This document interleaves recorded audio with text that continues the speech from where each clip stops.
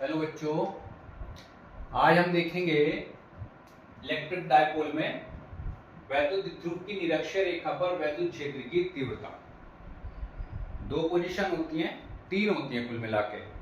एक अक्षीय जो ऐसे इसके समांतर थी, एक निरक्षीय जिसके लंबवत, और एक तीसरी और पोजीशन होगी जो उसमें हम एक जो पॉइंट है पी हमारा वो कहीं भी ले सकते हैं। उस पर हमें इसको कैलकुलेट करना है कि कितना वहां पर वैद्युत क्षेत्र की तीव्रता होती है। अब ये एक इलेक्ट्रिक डाइपोल ए बी हमने ले रखा है। ए बी एक इलेक्ट्रिक डाइपोल है, ठीक है। ये इसका मध्य बिंदु O और यहां से r दूरी पर कोई बिंदु P है जिस पर हमें वैद्युत क्षेत्र की तीव्रता ज्ञात करनी है। अब प्लस Q आवेश के कारण जो है इस पर वैद्युत क्षेत्र की तीव्रता है E1, जिसकी दिशा किधर है, बाहर की ओर है, और माइनस Q आवेश के कारण है E2, जिसकी दिशा किधर है, अंदर की ओर है। अब हम देखते हैं कि प्लस Q आवेश के कारण इस पर वैद्युत क्षेत्र की तीव्रता की वैल्यू कितनी होगी। प्लस Q आवेश के कारण बिंदु P पर वैद्युत क्षेत्र की तीव्रता, यानी कि E1 इज इक्वल टू 1/4πε0। अगर हम इसमें K लेना चाहें तो ले सकते हैं, क्योंकि K परावैद्युतांक होता है और वैक्यूम के लिए उसकी वैल्यू होती है 1 Q/R²। ठीक, लेकिन अब हमें यहाँ पे R, ये जो वैल्यू है हमारी नीचे, वो क्या आएगी उसको हम देखते नहीं। इसको जो है हम करते हैं AP², AP दिशा में, AP दिशा में एक स्टेप हमारा इसमें बढ़ेगा 1/4πε0K Q/। अब यहाँ पे हमको AP की वैल्यू देखनी, AP की वैल्यू क्या होगी। जैसा कि हम देख रहे हैं यहाँ पर ये हमारा क्या बन रहा है, त्रिभुज OPA, और OPA में ये जो AP है, AP हमारा क्या है, कर्ण है। AP² is equal to OA² plus OP²। AP² is equal to L² plus R²। ठीक है, अगर यहां से हमें AP की वैल्यू निकालनी है तो इसको इस तरह भी लिख सकते हैं, AP²L² की होल पावर 1/2। ठीक है, अब इसमें हम क्या कर सकते हैं, त्रिभुज OPA में, OPA क्या है, समकोण त्रिभुज है, समकोण त्रिभुज है, ये हम इसमें कर सकते हैं। अब यहां पर रख दीजिए value AP², very simple, R² plus L²। AP² की वैल्यू कितनी है, R² plus L²।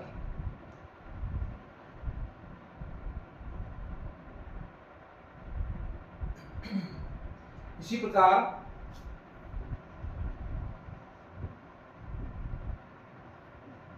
Minus Q आवेश के कारण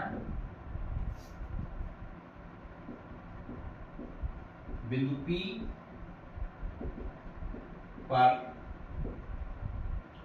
वैद्युत क्षेत्र की तीव्रता,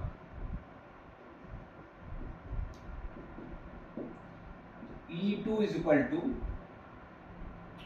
1/4πε0K Q/BP², BP दिशा में। तो यहां हम देखते हैं बिल्कुल उसी की तरह जैसे ऊपर किया है, 1/4πε0K Q/BP। तो या ये भी इसी के इक्वल है, दोनों इक्वल है, AP और ये BP। तो यहाँ पे अभी आएगा R² प्लस L²। इसको हम इक्वेशन चाहे तो 1 मान सकते हैं, इसको 2 मान सकते हैं। अब हमें निकालना होगा इसका परिणामी, जो कि दोनों को जोड़ने पे प्राप्त होगा। देखते हैं अभी।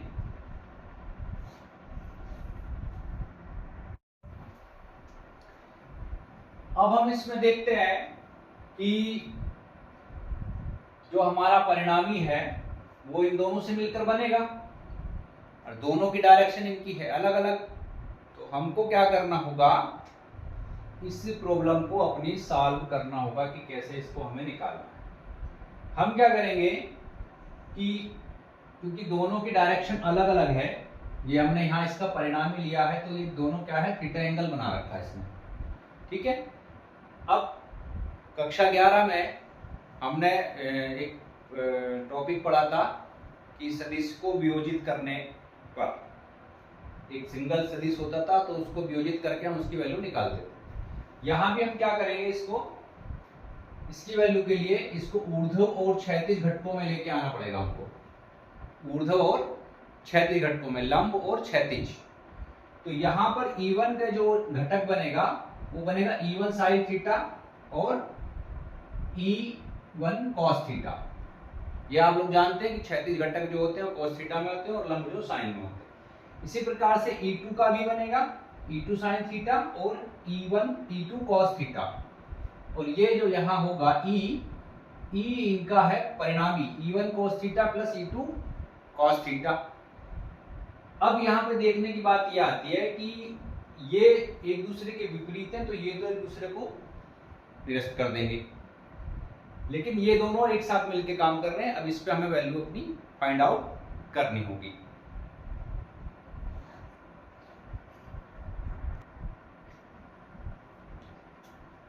तो इसकी वैल्यू निकालने के लिए E1 E2 को हम क्या करेंगे, क्षैतिज और ऊर्ध्व घटकों में वियोजित कर लेंगे।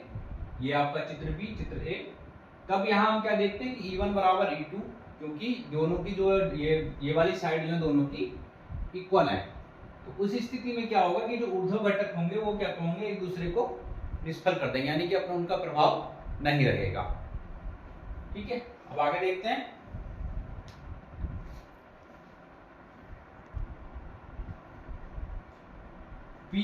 बिंदु P का परिणामी वैद्युत क्षेत्र, यानी कि तब बिंदु P पर परिणामी वैद्युत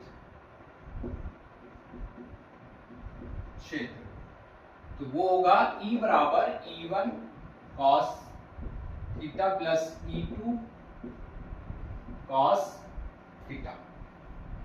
अब यहाँ हम अपनी जो इक्वेशंस है वहां से E1 E2 की वैल्यू को रखेंगे और cos थीटा को भी देखेंगे।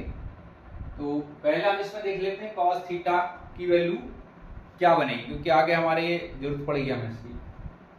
तो cos थीटा क्या होता है, cos थीटा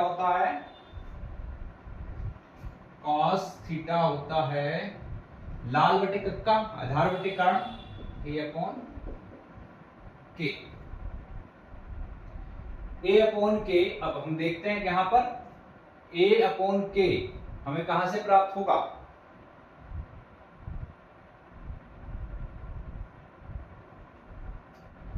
ठीक है।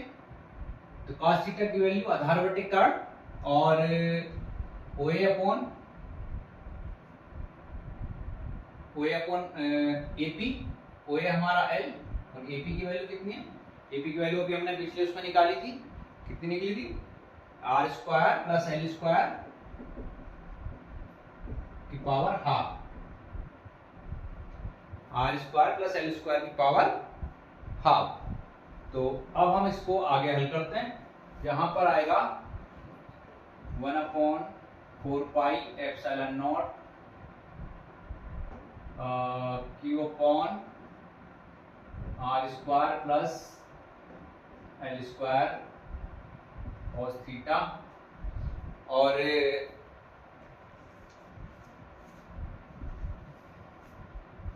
Plus 1/4 pi epsilon not Q upon R square plus L square cos theta. तो दोनों ही एक जैसे हैं, ये तो 2 हो गया भाई। 1/4πε0 Q upon R square plus L square 2 cos theta. अब यहाँ हम उस cos थीटा की वैल्यू को रखेंगे 1/4πε0 Q upon R square plus L square 2 into L upon R square plus L square की पावर हाफ। ठीक है, देखिए ये 2QL हो गया, ये बन जाएगा P और ये पावर हो जाएंगे 3/2 क्योंकि 1 यहाँ पे 1 + 1/2 3/2 तो 1/4πε0 2QL upon R square plus L square की पावर 3/2। अब चूंकि इसके बाद जो स्टेप हम लेंगे E बराबर 1/4πε0 ये हो गया P और यहां हम कर सकते हैं कि एल स्क्वायर एल जो है यहाँ पे बहुत छोटा है, जैसे हमने पिछले डेरिवेशन में किया था, एल जो है बहुत छोटा है, एल स्क्वायर और भी छोटा होगा, यानी R is very very greater than 2L। ठीक है, तो एल को एल क्या है, नगण्य है, नगण्य है। एल स्क्वायर अति सूक्ष्म होगा, तो एल स्क्वायर को छोड़ने पर जब इसको छोड़ देंगे तो यहाँ पे आएगा आर स्क्वायर की पावर 3/2 यानी कि यहाँ से ये 2 से 2 कट गया और आपका E आ गया 1/4πε0 P/r3। ये होगी निरक्षीय स्थिति में वैद्युत क्षेत्र की तीव्रता और इसकी दिशा धनावेश से ऋणावेश की ओर को होगी। इसकी दिशा धनावेश से ऋणावेश की ओर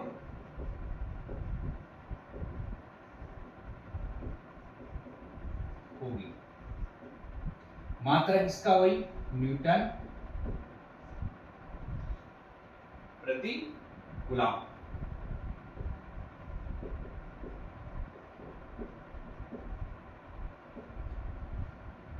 तो इस तरह से हमारा दो स्थितियों में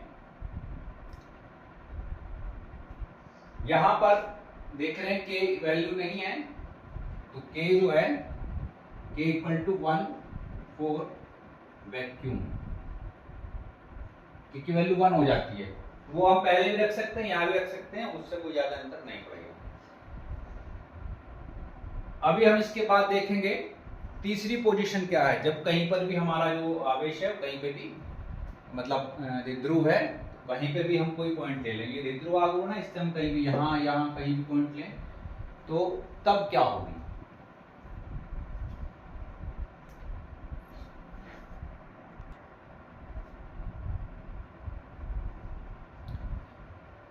अब हम देखते हैं किसी भी बिंदु पर वैद्युत द्विध्रुव के कारण वैद्युत क्षेत्र की तीव्रता। ये हमारा तीसरा पॉइंट है, वैद्युत क्षेत्र की तीव्रता द्विध्रुव आघूर्ण के कारण तीसरा पॉइंट है। इसमें एक इलेक्ट्रिक डाइपोल है AB और जो इलेक्ट्रिक डाइपोल है इसके जो ये दोनों पॉइंट हैं +Q -Q, इनके बीच की दूरी है 2L और इनके मध्य बिंदु O से R दूरी पर, ये दूरी कितनी है R दूरी पर एक कोई बिंदु P है जिस पर हमें वैद्युत क्षेत्र की तीव्रता ज्ञात करनी है, कोई मतलब ले लिया हमने इसको। ठीक, अब हम क्या करेंगे, क्योंकि हमारा जो इसका आघूर्ण है वो कितना है P, ठीक है, लेकिन पॉइंट तो हमारा कहाँ है, यहां है। हम क्या करेंगे इसके लिए, जो हमारा ये P आघूर्ण है इसको हम इसके क्षैतिज और ऊर्ध्व घटक में इसको विभक्त कर लेंगे या इसको दो अवयवों में इसके तोड़ लेंगे। ठीक है, हम क्या करेंगे, द्विध्रुव आघूर्ण P को, द्विध्रुव आघूर्ण P को उसके अवयवों में विभक्त कर लेंगे। अवयवों में, या घटक भी बोलते हैं, अवयवों में विभक्त करने पर। तो जब विभक्त करेंगे तो क्या होगा, एक तो हम लेंगे OP के अनुदिश, एक OP के अनुदिश और एक OP के लंबवत। OP के अनुदिश तो ये वाला होगा, ये O पॉइंट, ये P पॉइंट, ये हमारा P पॉइंट है। OP के, इसको नहीं समझना, ये आघूर्ण है, आघूर्ण जो P से हम प्रदर्शित करते हैं, ये P पॉइंट है हमारा, ये OP की तरफ रहेगा, ठीक है। OP के अनुदिश, OP के अनुदिश होगा P cos थीटा, और OP के लंबवत, OP के लंबवत रहेगा P sin थीटा, ये रहेगा लंबवत। अब हम क्या करेंगे कि P पर P कोस के कारण वैद्युत क्षेत्र की तीव्रता, ठीक है, इस P पर इस P कोस थीटा के कारण वैद्युत क्षेत्र की तीव्रता क्या होगी, क्योंकि इससे काउंट नहीं कर रहे हैं हम, यहां पॉइंट से, हम यहां से काउंट कर रहे हैं इस बार, ठीक है। तो P पर P cos थीटा के कारण वैद्युत क्षेत्र की तीव्रता वो क्या होगी, E1, ठीक है। और P पर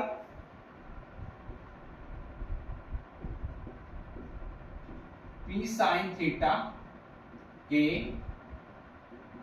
कारण वैद्युत क्षेत्र की तीव्रता ये होगी आपकी E2। अब इसके बाद निकालेंगे P पर इनकी परिणामी वैद्युत क्षेत्र तीव्रता क्या होगी। P पर परिणामी वैद्युत क्षेत्र की तीव्रता E बराबर E1 प्लस E2, E बराबर E1 प्लस E2, और ये होंगे वेक्टर फॉर्म में, ठीक है। ये जो है आपका, ये E वेक्टर में है, ये भी। अब हम देखेंगे इसमें हमको क्या करना है, ठीक है। अब यहां पर देखिए, दो चीजें आपको यहां पे देखनी है। जो ये वाला पॉइंट है आपका, ये इसकी अक्षीय रेखा में है। जैसे हमने अक्षीय निरक्षीय वाले दोनों डेरिवेशंस किए हैं, तो ये वाला जो है वही P पॉइंट, ये इसकी अक्षीय रेखा में है और ये है निरक्षीय रेखा में। तो इसकी जो वैद्युत क्षेत्र की तीव्रता की वैल्यू आएगी वो इस प्रकार से होगी। पहले हम लिख लें कि बिंदु P अवयव P cos थीटा की अक्षीय रेखा पर है, अक्षीय रेखा पर है। तब जो E1 की वैल्यू होगी वो क्या होगी, E1 equal to 1/4 epsilon naught, 1/4 epsilon naught, और वो आएगी हल करने पर 2p cos theta upon q, ठीक है। बिंदु P पर अवयव P cos थीटा की अक्षीय रेखा पर है, तब E1 की value 1/4 2p cos theta upon r3। ये हम पिछले डेरिवेशन में पढ़ चुके हैं अक्षीय स्थिति वाले में और निरक्षीय वाले में। अभी हमने किया बिंदु P पर अवयव P sin थीटा की निरक्षीय रेखा पर है, तो E2 बराबर 1/4 epsilon not P sin theta upon r cube. ये आपकी दोनों E1 E2 आ गई। अब इन वैल्यू को आप यहाँ पे पुट करके हमको इनका परिणामी निकालना होगा।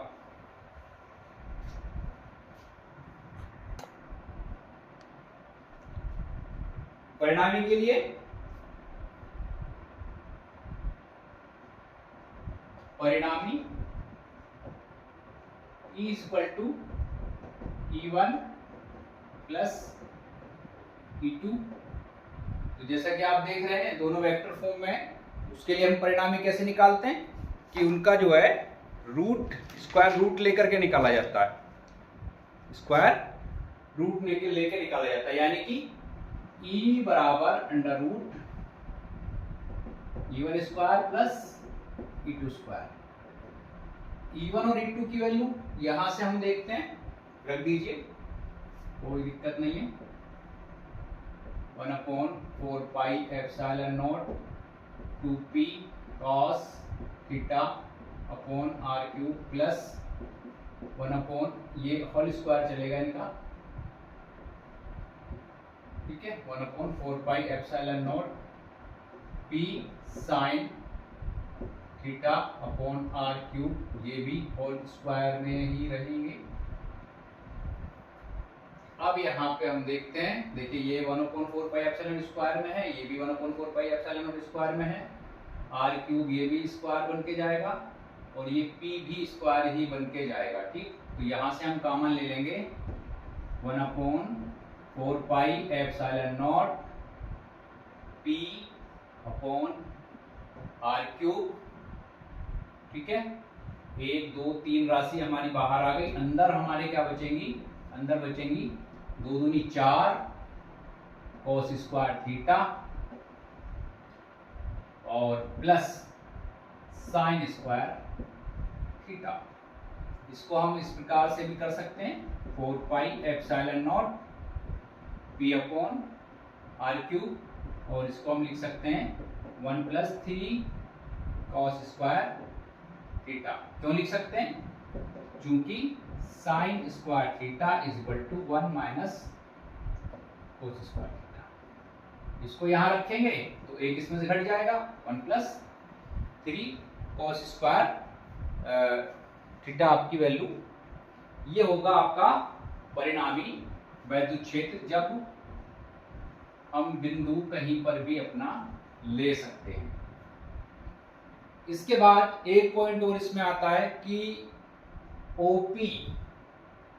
OP की जो दिशा है, OP से वेक्टर इसकी दिशा OP, ये है हमारा OP। मान लीजिए जो परिणामी है ये वाला, इसकी दिशा क्या बननी है, फाई बननी है। ये कितना एंगल बना के जा रहा है, इससे फाई एंगल पे जा रहा है। तो हम क्या करेंगे, इसकी वैल्यू भी निकालेंगे भाई। यदि परिणामी क्षेत्र E से,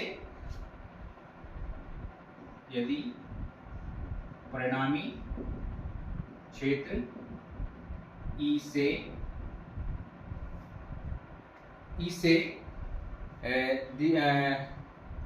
परिणामी क्षेत्र की दिशा OP से, परिणामी क्षेत्र E की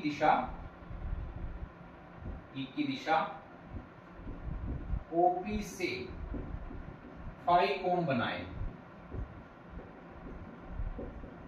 तब फाई कोण के लिए हम क्या करेंगे, tan phi is equal to, कोई तिरछा है ढलान वाला है तो उसमें हम tan फार्मूला ही लगाते हैं। तो ये क्या आएगा, tan phi equal to tan phi, ये देखिए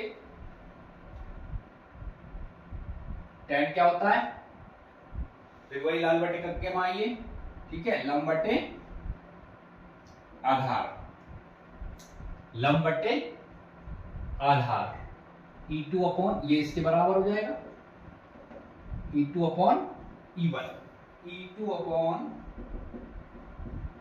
E1। अब E2 अपॉन E1 में अगर हम दोनों वैल्यूज को यहां रखते हैं तो देखिए, रख लेते हैं, कोई प्रॉब्लम नहीं है। E2 upon E1 1/4 pi epsilon not p sin theta upon r cube बटे 1/4 pi epsilon not 2p cos theta upon r cube. इससे p कैंसिल, r क्यूब से r क्यूब, इससे ये कट गया, तो आपके पास केवल बच गया tan phi equal to 1/2 sine theta बटे कॉस थीटा। अब इसको भी हम आगे करके लिख सकते हैं tan phi is equal to 1/2 tan theta. ठीक है, और यदि थोड़ा सा और देखते हैं इसको, थोड़ा एक केवल यहाँ ले आते हैं, चलिए इसको हम थोड़ा बढ़ा के आगे ले आते हैं यहाँ पर, तो हम फाई की वैल्यू निकाल सकते हैं। Phi equal to tan inverse 1/2 tan theta. ये आपकी फाई की वैल्यू भी आ गई कि ये जो परिणामी वैद्युत क्षेत्र की तीव्रता है ये P के साथ में कितने कोण पर वर्क कर रही है। तो इस तरह से आपके वैद्युत क्षेत्र की तीव्रता डाइपोल के कारण अक्षय स्थिति, निरक्षय स्थिति और किसी भी बिंदु पे ले सकते हैं। ये तीनों प्रकार से आपके जो है कंप्लीट हो गए, जो कि बोर्ड परीक्षा के लिए बहुत ही महत्वपूर्ण है। इसको आप लोग तैयार कर लीजिएगा। साथ ही साथ अपने मित्रों को भी बताइए, उनको भी चैनल सब्सक्राइब कराइए और वो भी अच्छी फिजिक्स का बोर्ड की तैयारी के लिए फायदा पूरा उठा सकें। Thank you.